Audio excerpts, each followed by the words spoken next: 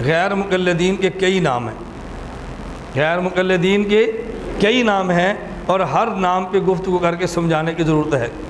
میں انشاءاللہ ایک نام آج بتاؤں گا اور ایک انشاءاللہ نام پھر بتاؤں گا، ایک پھر کبھی بتا دوں گا ان کا کون کون سا نام ہے اور کس کس نام کا معنی کیا ہے۔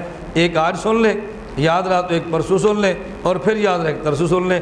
مجھے نہ یاد رہا تو آپ بتا دینا، میں تینوں ناموں پہ تشریح کرتا رہوں گا۔ غیر مقلدین کا نام کیا ہے؟ طلاقیے، الاٹیے، پلاٹیے۔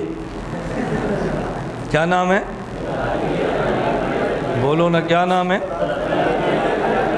زور سے کہو، کیا نام ہے؟ پڑھنے والے کو تھکنا چاہیے، پڑھانے والے کو تھکنا چاہیے؟ تھکے آپ ہوتے ہیں۔ تو غیر مقلد کا بندہ پوچھے نام کیا ہے، آپ نے کہنا ہے طلاقیہ، پلاٹیہ، الاٹیہ۔ اور کوئی غیر مقلد ہے تو آپ نے کہنا ہمارا طلاقیہ بھائی آ گیا ہے، دوبارہ نہیں آئے گا۔ بات سمجھ آ رہی؟ ایک ڈاکیہ ہوتا ہے نا، ایک طلاقیہ ہوتا ہے۔ طلاقیہ، پلاٹیہ، الاٹیہ اس کا نام ہے۔ آپ کو کہ جی کیا مطلب؟ غیر مقلد طلاقیہ ہے، کیوں؟ یہ 3 طلاق کو ایک کہہ کر اب بندوں کو پھنساتا ہے، اس لیے اسے کہتے ہیں طلاقیہ۔ کیا کہتے ہیں؟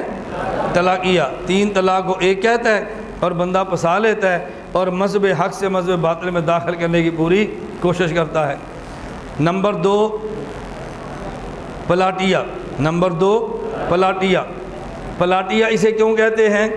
اس لیے کہ غیر مقلدین کے بعد اکابر نے خدمات انگریز کی ایسی سر انجام دی ہیں کہ ان خدمات کے عوض میں انگریز نے ان کو پلاٹ بھی عطا فرمائے ہیں، تو پھر کیا کہیں گے؟ پلاٹیہ۔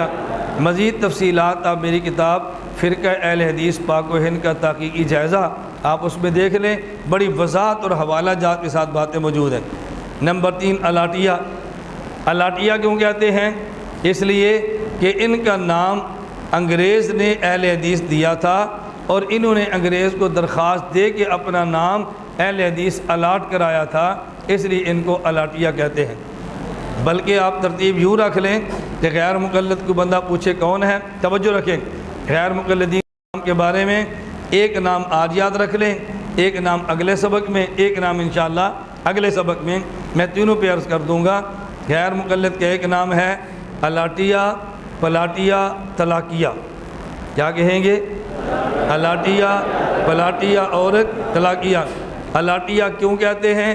اس لیے کہ محمد حسین بٹالوی نے انگریز گورنر کو درخواست دی کہ ہمارا نام اہل حدیث رکھ دیا جائے، اور انگریز نے ان کا نام اہل حدیث الاٹ کیا تھا، اس لیے ان کو الاٹیہ کہتے ہیں۔